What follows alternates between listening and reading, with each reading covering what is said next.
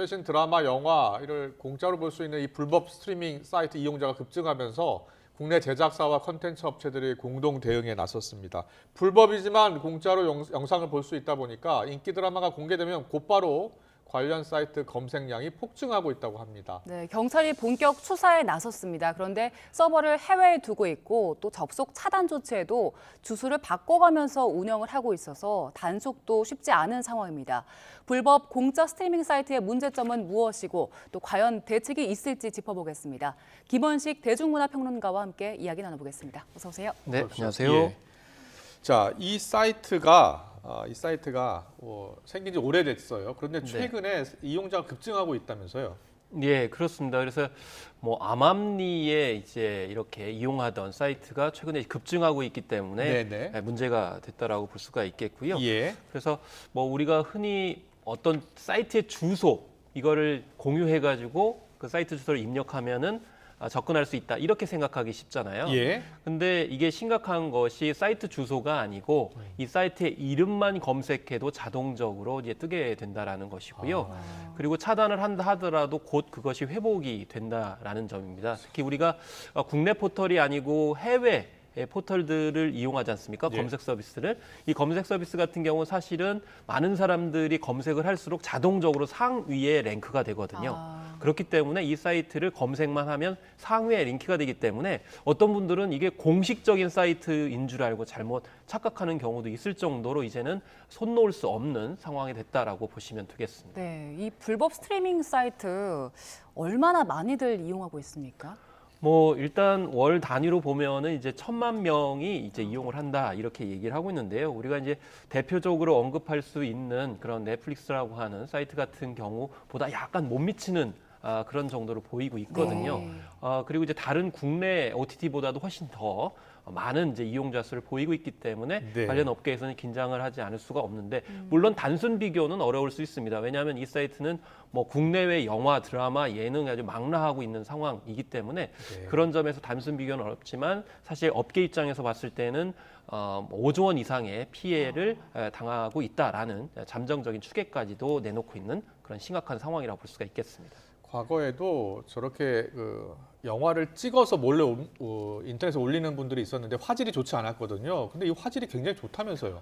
그렇습니다. 예를 들면은 예전에 극장에서 직캠이라고 그러죠. 그렇죠. 찍어가지고 그거 올리면은 화질도 안 좋고 잡음이 들어가기 때문에 사실상 이제 많은 사람들이 이용하지 못했기 때문에 그건 자동 소멸했다고 볼 수가 있겠고요. 예. 또 하나는 이제 다른 이제 VOD를 구입을 해가지고 나중에 이제 재복제를 해가지고 하는 바람에 그것도 상황이 안 좋았는데 그것보다 훨씬 더 좋다는 거죠. 그래서 우리가 FHD, Full HD라고 하거든요. 예. 그 정도 급으로 이제 더 우월하다는 것이고 또 한편으로는 이 불법 사이트 같은 경우에는 중간중간에 광고를 많이 넣기 때문에 이게 이제 시청하는 데 있어서 어려움이 있었는데 이 사이트 같은 경우 그런 점들이 없기 때문에 지금 더 심각한 문제라고 이제 보시면 되겠습니다. 네. 우리나라 드라마나 영화가 세계적으로 인기를 끌 때마다 이런 불법 사이트가 문제가 됐었는데 경찰은 일단 수사에 착수를 했잖아요. 이전에도 경찰이 수사를 한 적이 있습니까? 사실 경찰은 이런 문제에 있어서는 계속 수사를 하고 있죠. 그리고 그동안 몇 년 동안에 조치를 했습니다. 가장 이제 할 수 있는 방법이 링크 사이트를 차단하는 방식이라고 볼 수가 있겠는데요. 그렇지만 이런 방식들은 이루어질 때마다 다시 또 재복구가 되는 일들이 반복돼 왔습니다. 그렇지만 최근에 경찰이 공식적으로 이 수사 사실을 알리고 있는 그런 상황인데요. 몇 년 동안 그렇게 조치를 취했음에도 불구하고 더 이상 좌시할 수 없는 그런 상황이 됐고 최근에 이제 관련 업계들이 공식적으로 문제 제기를 했기 때문에 더 이상 이제 암암리에 수사할 수 없는 상황이라고 이렇게 판단했다고 볼 수가 있겠습니다. 어쨌든 이 공론화하는 것을 통해서 얻을 수 있는 효과는 이 사이트가 불법이라는 것을 대중적으로 공식적으로 공인했다라는 겁니다. 그렇기 때문에 이용자라고 부를 수 있을지는 모르겠습니다만은 이 사이트를 방문하는 행위 자체에 대해서 경각심 그러니까 범죄 행위라는 것을 공론화했다라는 점도 이번에 수사기관에서 목적을 한 게 아닌가 싶습니다. 네, 이게 수사에 어려움을 겪을 수밖에 없는 이유가 이 해당 사이트 서버가 해외에 있다면서요.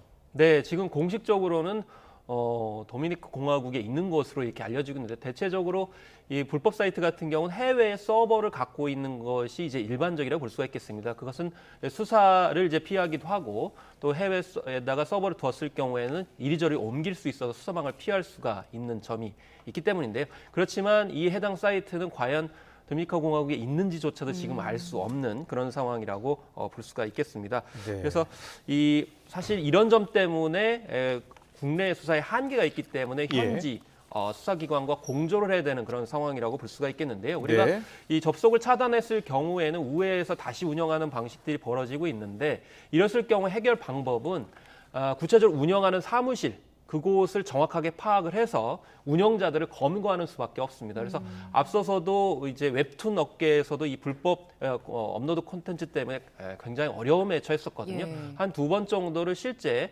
운영진들을 해외에서 검거를 하는 바람에 이제 약간의 어떤 조치가 취해졌는데 이 뒤에도 여전히 이제 문제는 있습니다. 뭐냐면 이 이름 효과가 있기 전에 사실은 차단을 해야 되거든요. 네. 이름이 알려지게 되면 그 운영진을 검거한다 하더라도 유사 사이트가 계속 생깁니다. 예. 그래서 앞으로 제일 중요한 것은 이렇게 지금 사이트가 알려졌지만은 그 사이트가 알려지기 전에 선제적으로 조치를 취하는 것이 2차, 3차 그런 피해를 막는 방법이라고 볼 수도 있습니다.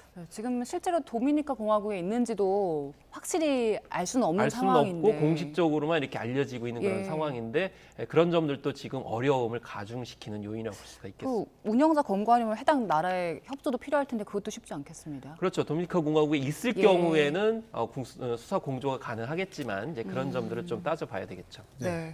이런 네, 아니, 초기에 선 조치를 했어야 된다라고 하셨는데 우리 국내 OTT 여러 회사들이 있잖아요. 초기에 선 조치에 나서지 못한 이유도 있었다고 알고 있거든요. 예. 이게 사실 약간 복잡합니다. 뭐냐면 사실 그 전에도 불법 복제 문제가 있었을 경우에는 되게 영화계나 그리고 방송사들에 해당이 됐었습니다.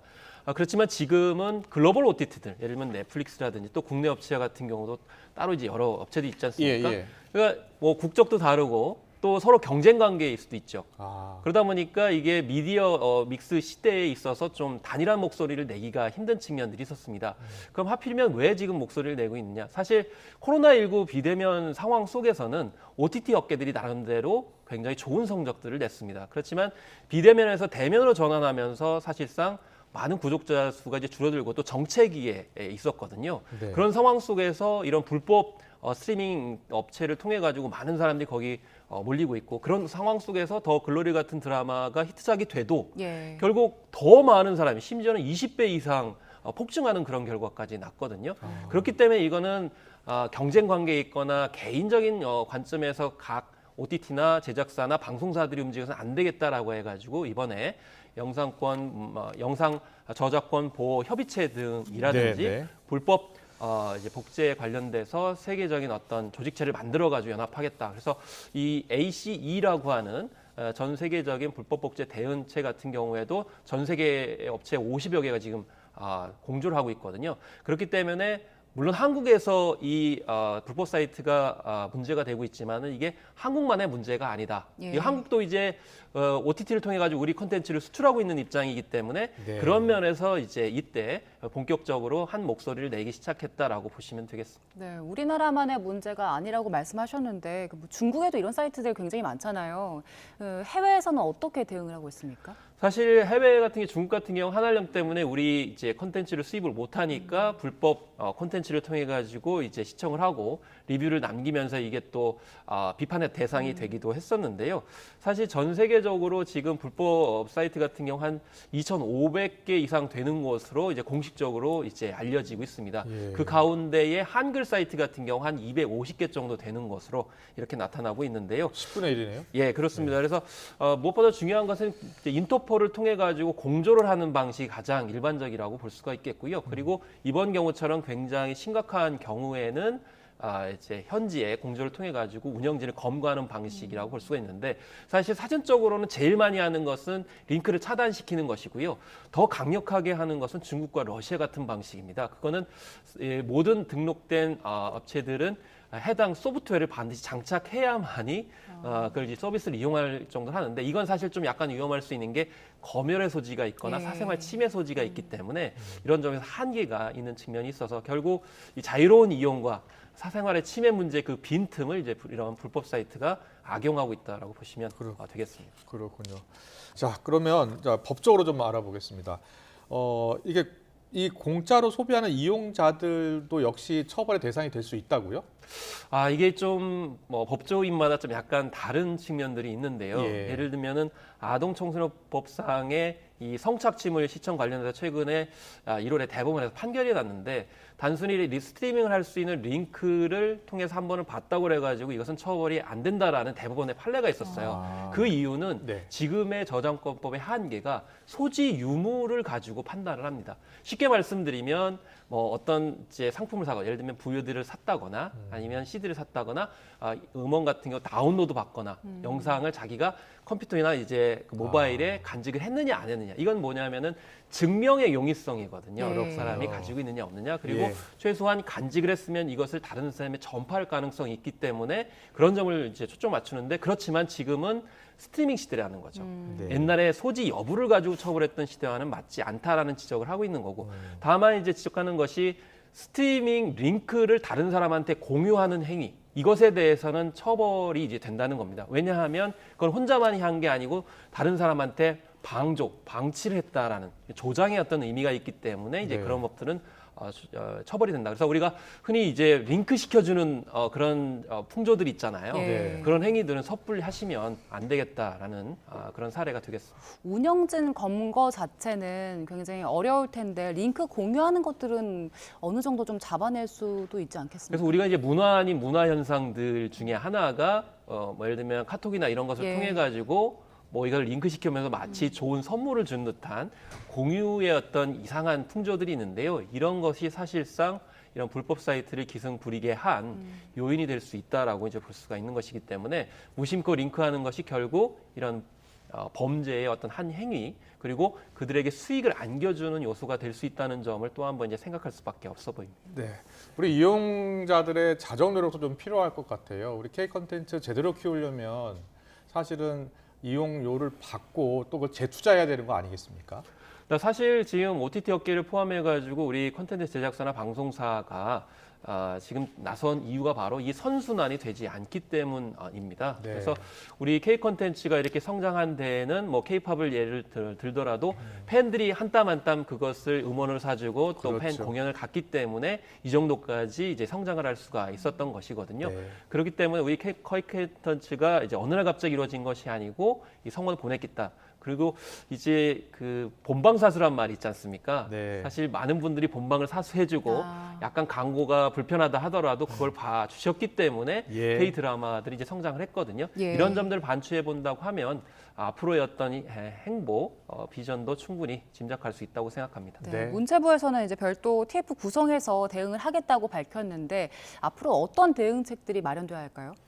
사실 이제 제일 중요한 것은 이런 이제 링크 사이트가 검색되지 않도록 하는 것이 전 제일 중요하다고 볼 수가 있겠고요. 네. 두 번째는 운영진들을 이제 반드시 검거해야 되는 노력도 굉장히 필요하고요. 또 OTT 업계 같은 경우는 지금 너무 어렵다고 그래가지고 좀 그 고객들에 대한 그런 서비스들이 약간 줄여지는 측면이 있어요. 네. 거꾸로 이제 반면교사 삼아가지고 고객들을 중심으로 어떻게 서비스를 업그레이드 시킬 것인가 이런 것들을 좀 종합적으로 생각해야 된다고 보겠습니다. 네, 알겠습니다. 국제 공조로 반드시 잡았으면 좋겠고요. 우리 K 콘텐츠 우리가 스스로 지키는 노력도 같이 기울여야겠습니다. 김원식 대중문화평론가와 함께했습니다. 잘 듣습니다. 네, 감사합니다.